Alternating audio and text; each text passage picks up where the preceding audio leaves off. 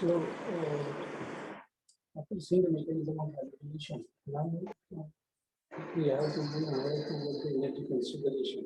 The energy consideration is very important for some basic reasons.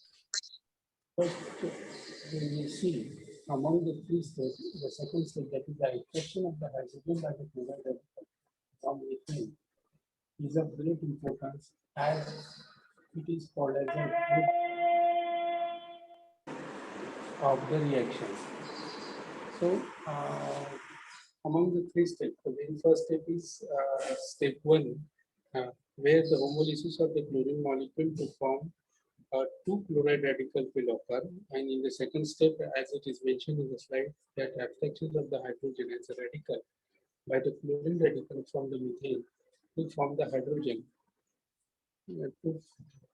to form the hydrogen, hydrogen chloride and the methyl radical. In the third step, there is the abstraction of the chlorine as a radical by the methyl radical from chlorine molecule to form the methyl chloride and the chloride radical. So these are the three steps. And among these three steps, the second step is called as a rate determining step of the reaction. The rate determining step is the most difficult step of the mechanism. So the difficult step of any reaction mechanism is supposed to be a rate determining step.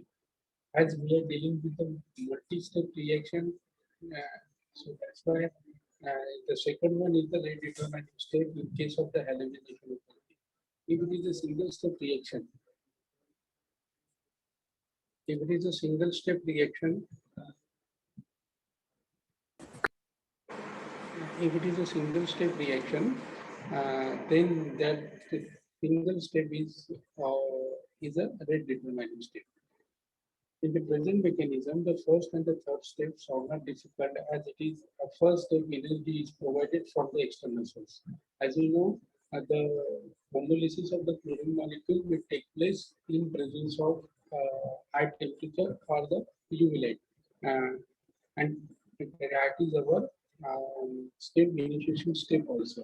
So in the first step, we provide the energy from the external source, while the third step is highly exothermic. The third step is highly exothermic. So that's why first and the third step are not so much difficult, and hence it is easy to occur. This fact, when indicated graphically, gives a clear idea about the relative ease and the difficulties associated with the different steps of the mechanism. The graph depicts energy changes of the second and the third step. So whatever graph we predict here, this graph is the second and the third step. So here you can understand that this is the on the x-axis we have to take the progress of the reaction, and on the y-axis we have to take the potential energy. And here on the x-axis it is a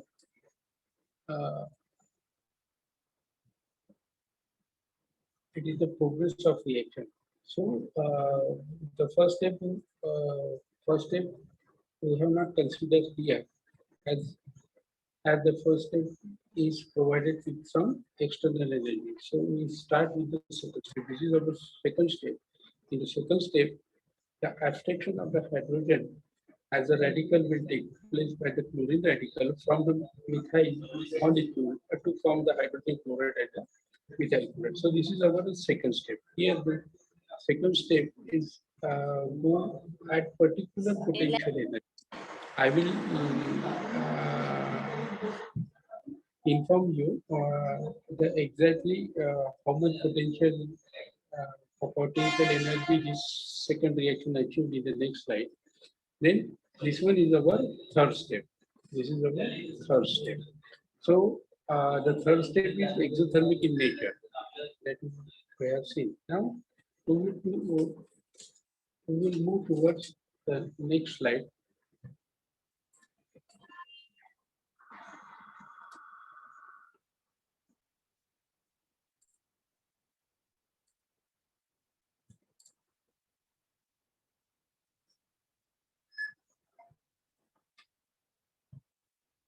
So energy activation. This E Act stand for activation of energy. So E Act to be the second step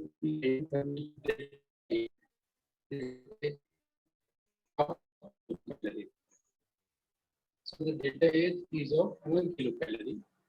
This energy 1 kilocalorie has to be generated by reacting species, that is the chloride radical and the methane molecule through the collision with each other. And it is further experimentally found that it is not enough to generate 1 kilocalorie, but more 4 kilocalorie for causing the abstraction of the hydrogen atom by the chlorine radical from methane.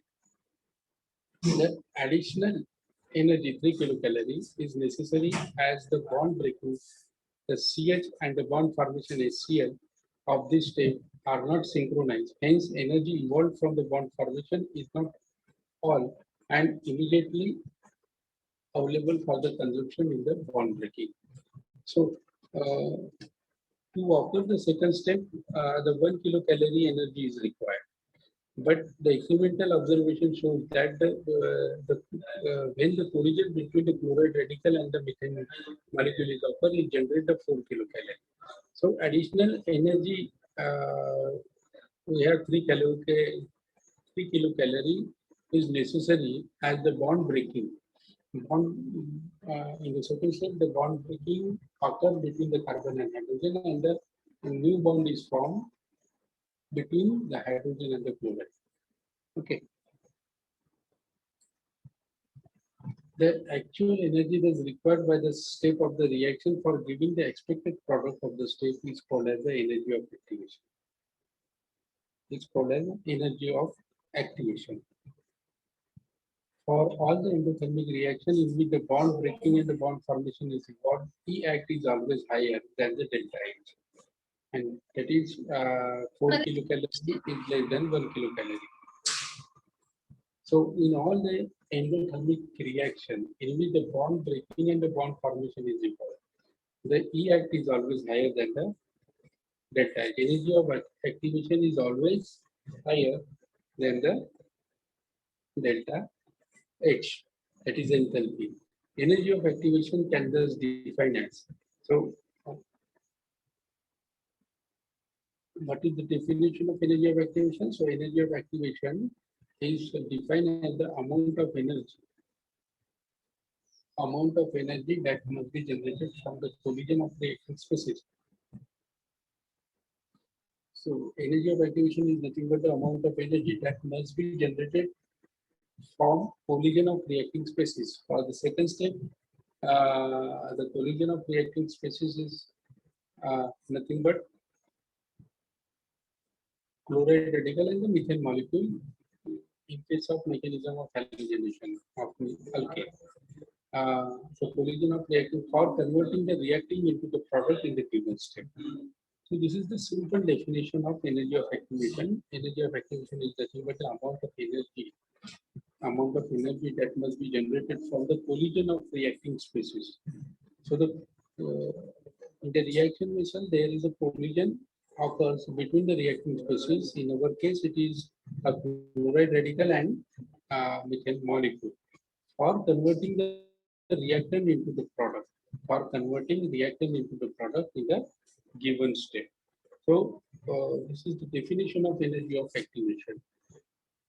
Now, in the next slide, we will see the exact picture for the second step only. The E act for the second step mechanism of chlorination of methane is 4 kilocalorie. So here are the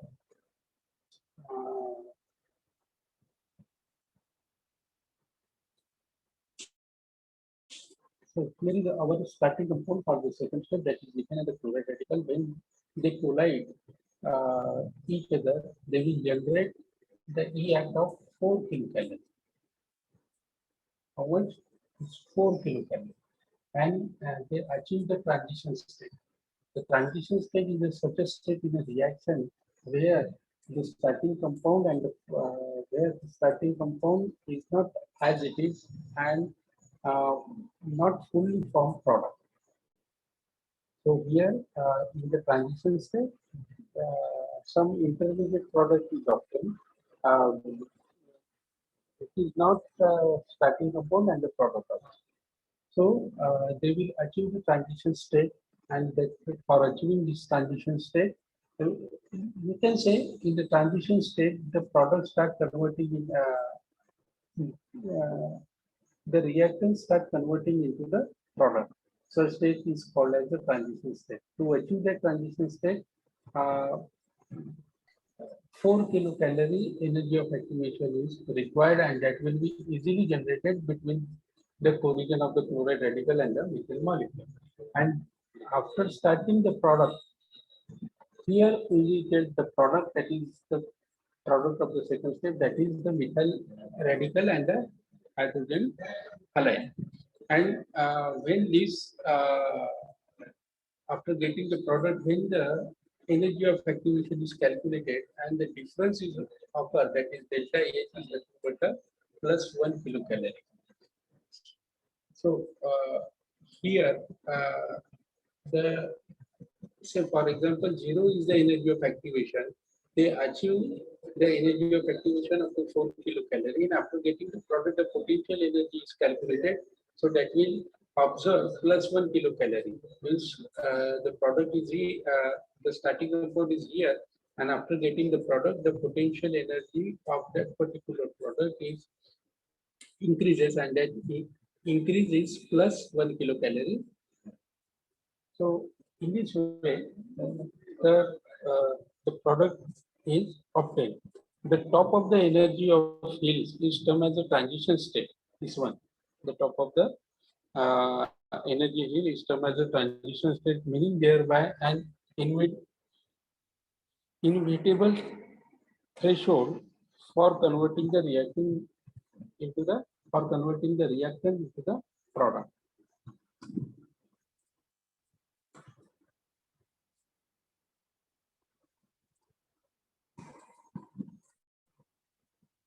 So the top energy or the top of the energy hill is termed as the transition state, meaning there is a inevitable threshold for converting the reacting into the product. So this is about the chlorination of alkane. Here you can see very easily that the first graph is chlorination and the second graph is bromination. Now we have seen that the for bringing out the chlorination of alkane, the 4 kilocalorie energy of activation is required.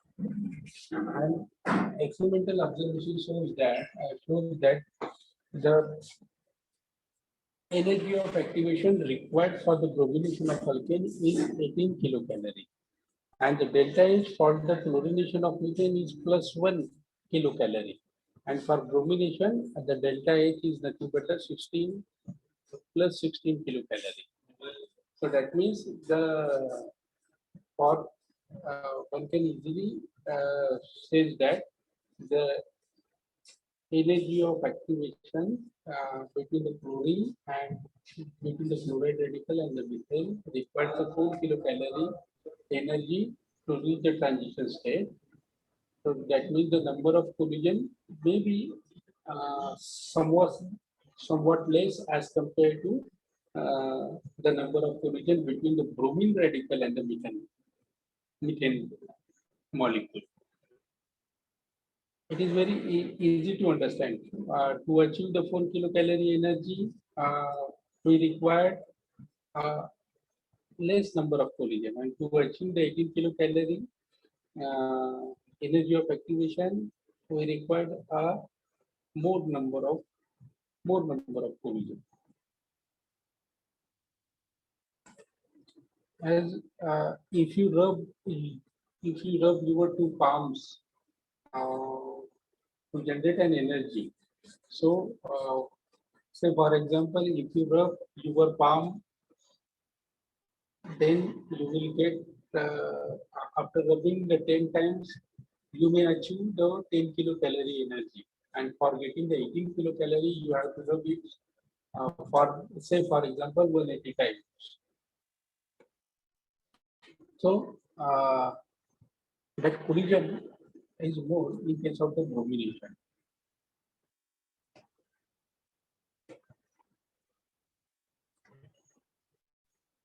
Energy of activation plays an extremely important role in deciding the relative reactivity and the reaction speed of the different of reactant. For example, in bromination of the methane, the E at for the second step, that is the rate determining step of the mechanism, is 18 kilocalorie, and the delta A is 16 kilocalorie plus 16. This in turn means that the bromine radical and the methane must collide to generate 18 kilocalorie, a very high target as compared to the 4 kilocalorie propylene, 4 kilocalorie in chlorination. So the target is high to carry out the reaction.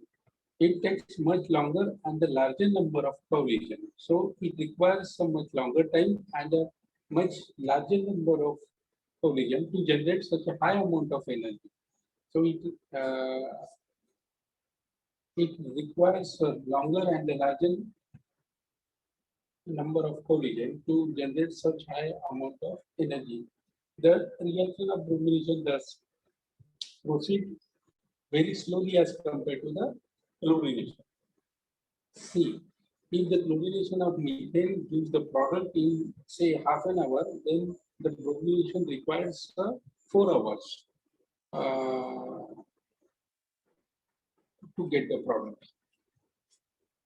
The reason is it takes a much longer and the larger number of collision to generate such type of 18 kilocalorie energy of activation. Now moving towards the energy, moving to the iodination of methane. Iodination of methane. Now, whenever we studied about the halogenation, that means we have to take into the consideration of chlorine, bromine, and iodine molecule only. So we have seen that the chlorination required a 4 kilocalorie, less number of collision and the less number of time will be required. And for bromination, 18 kilocalorie energy of activation is required to powder a larger number of larger and the longer number of collision is required to generate such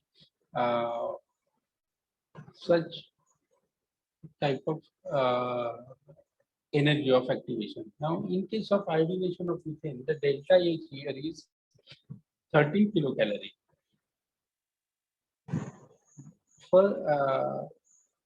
In the first phase of iodination of methane, I would like to tell you that iodination of methane is practically impossible. Iodination of methane is practically impossible. The delta H is calculated as iodination of methane is practically impossible, so nobody can interpret how much energy of activation is required to bring out the iodination of methane. So, depending on that, iodination of methane is practically impossible, but theoretically, the scientist has calculated the delta H required for the iodination of methane, and that is plus 33 kilocalorie. So this is the main reason why iodination of methane is practically impossible. The reason of the reaction is extremely slow due to high target of energy of activation. We have seen earlier that the energy of activation is always greater than the delta H. So in case of delta H for iodination of methane, it is 33. That means its energy of activation is more than 33 kilocalorie. The reaction is extremely slow due to very high target of energy of activation to be achieved through the collision of methane and iodine radical.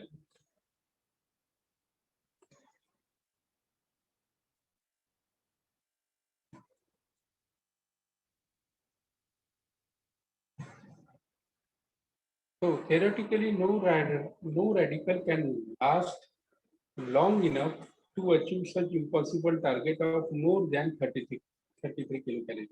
Again, I am talking about theoretically.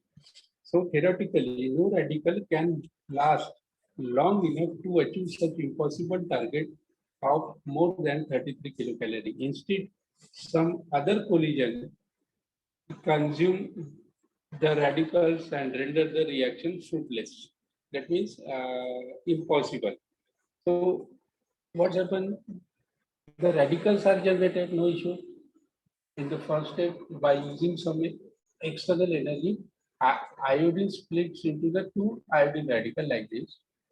And what's happened? The number of collisions required is more. And as I told you earlier, the radicals are highly energized species and highly reactive in nature. So they first try for the methane to obtain the product in the second step, but the number of collision and the longer time uh, is not possible to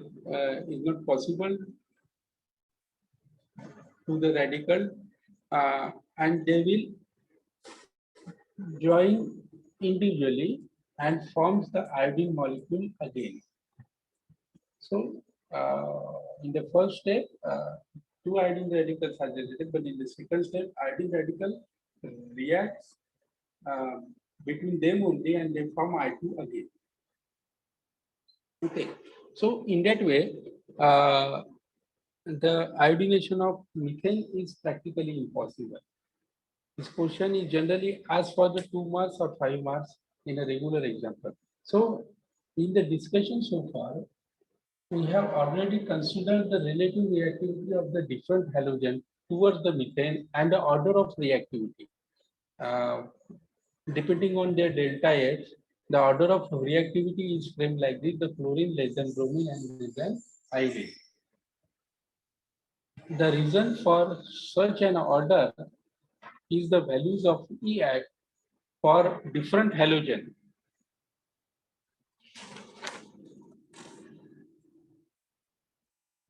For different halogen in rate determining step. So the reason for such an order is the values of react only for the different halogen in the rate determining step. For fluorine, it is 4 kilocalorie. For bromine, it is 18 kilocalorie, and for iodine, it is more than 33 kilocalorie. So fluorination, again, the fluorine is another halogen we have in the laboratory. So fluorination is highly explosive, hence not considered for reactivity. The, if somebody tries to carry out the fluorination of methane, so fluorination of methane is highly explosive, is not considered for the reactivity. So now we will see the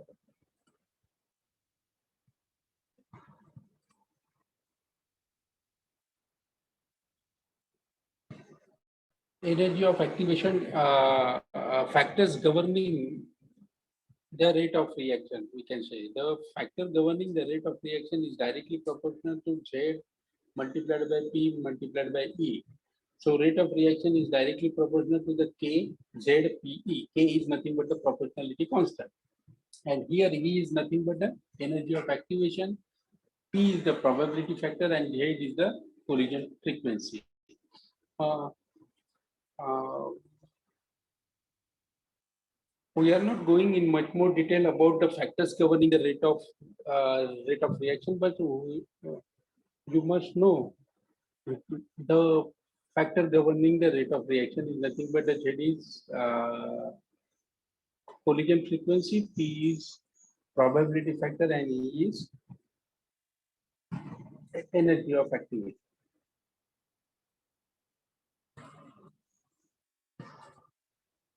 Now, another important topic according to your syllabus is the reaction of the hierarchy. Having discussed the mechanism of the halogenation of the methane and having seen the result for the differences in the reactivities of the different halogens, Let us now extend the discussion to halogen of the higher alkanes and compare the reactivity intermolecular and intramolecular of the higher alkane. So first we will see the halogenation of ethane. Under the exactly same condition, uh, from this discussion, the question may ask among the ethane and methane, which will undergo the chlorination or the halogenation faster and why? Generally, this question is regularly asked from this section, halogenation of ethane. Under the exactly same condition as methane does, ethane also reacts with the halogen, and understandably, the mechanism is applicable for this reaction too. So in the first step, there is a homolysis of the chlorine molecule, then the abstraction of the hydrogen from the ethane molecule, and the third step, hydrogen of the abstraction of the chlorine radical by the ethyl radical to form the product. So this is the third step, and the 2, 3, 2, 3 will go like this. Now I'm talking about the question regularly asked in the exam is ethane reacts faster with the methane, and you have to give the reason for that. The experimental comparison tells that ethane reacts faster than the methane. That is to say that the rate of the reaction of ethane with the halogen, say chlorine, is faster than the methane. It is logical to presume that the rate of the second step, that is the rate determining step, is more for ethane than for methane.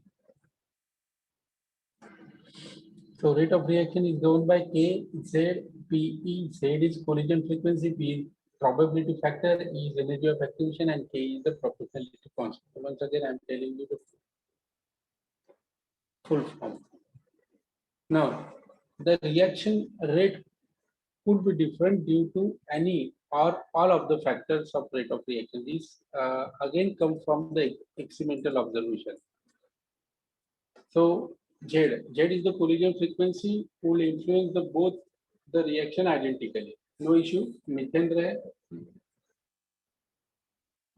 रहे या ethane, the collision frequency will remain identical. P is the probability factor that appears to favor the ethane as it has 6 hydrogen. The probability factor. Uh, ethane, ethane consists of the 6 hydrogen, and methane consists of the 4 hydrogen. Any one of which, when abstracted by the chlorine, only give same ethyl radical as against less hydrogen available in the methane to yield the methyl radical. When any of them is abstracted, no issue. Ethane possesses 6 hydrogen. The chlorine can abstract any one among the 6 hydrogen, and in case of methane, hydrogen can abstract any the chloride radical can affect any one of the hydrogen of methane. So the probability increases. Methane possesses the 6 hydrogen, and methane is having the 4 hydrogen. So that's why the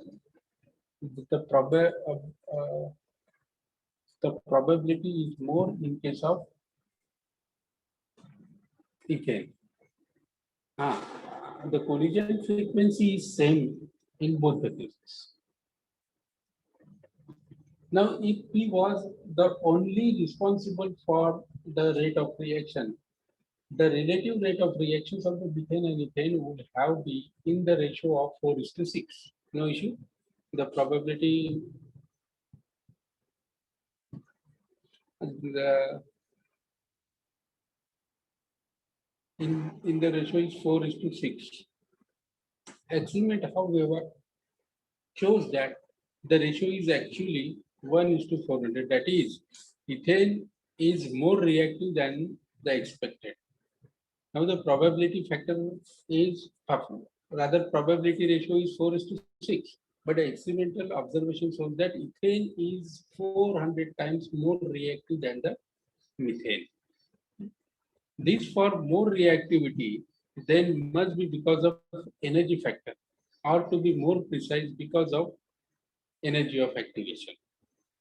Experimental observation shows it is 1 is to 400. That means ethane is 400 times more reactive than the methane.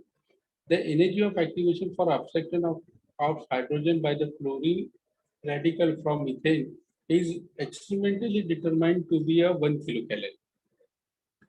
So again the experimental observation shows that the abstraction of the hydrogen by the fluorine radical from the methane is experimentally determined to be a 1 kilocalorie, that is the lesser than the 4 kilocalorie for the methane.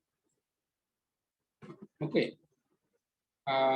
Thus, even if the favor of the probability of the factor is taken into the account, the ratio of reactivity of methane and ethane remains 1 is to 270, which is only due to the difference in the 3 kilocalorie in their energy of activation. So actually, the ethane is 270 times more reactive than the methane. The reason behind that, the one is the probability factor and the another one is the energy of activation. Energy of activation for the ethane is 1 kilocalorie only. And for methane, it is 4 kilocalorie. So that energy difference comes that 1 is to 400 ratio down to 170. Now, well, the halogenation of the methane or the ethane is only one product each, that is the methyl halide or the ethyl halide respectively. But the propane onwards start the possibility of the isomeric product. Two isomeric product we are getting in case of the propane.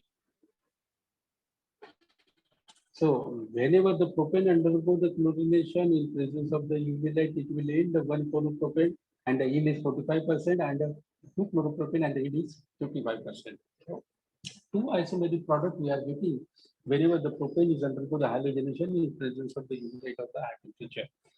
Whenever the isobutane is undergoing the halogenation in presence of the UV light or the high temperature, it will result in the formation of the 2-chloromethyl, 1-chloromethyl to methyl propane. The yield is 64%, and the 2-chloro and the 2-methyl propane, the yield is 36%. Are you getting this point? Whenever the higher alkanes are there, higher than the ethane, it will always results in the formation of isomeric product. It can be seen that we get not only isomeric chloride but also different proportion, and the proportion differs even with the different halogen.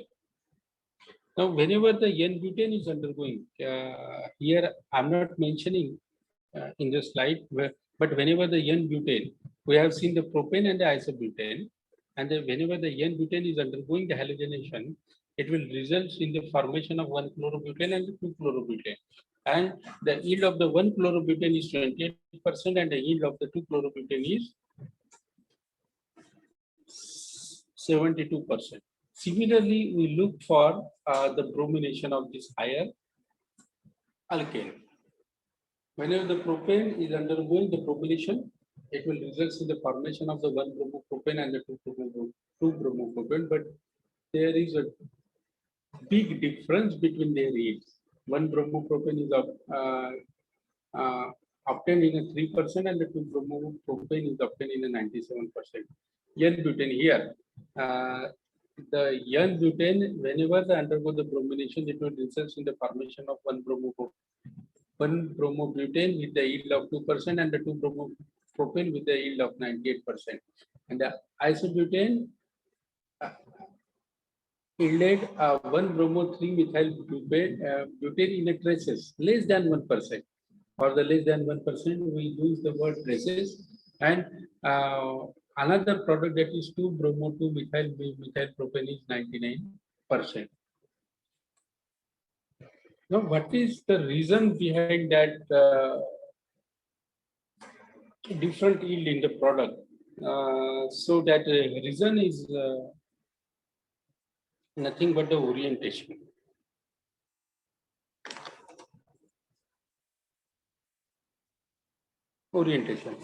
Among the isomeric product, one product predominant over the other, in some cases moderately, in some cases extremely, as we see in the case of domination. The predominant product must have been formed faster, which means that the rate of reaction must have been faster for it, which in turn indicates that some factors in the rate equation must be favoring it. A study of relative rates of the reaction at different position in the same reactor molecule, that is the intramolecular composition of the reactant, is known as the study of orientation of a reaction. So for today, only we will stop here. In the next lecture,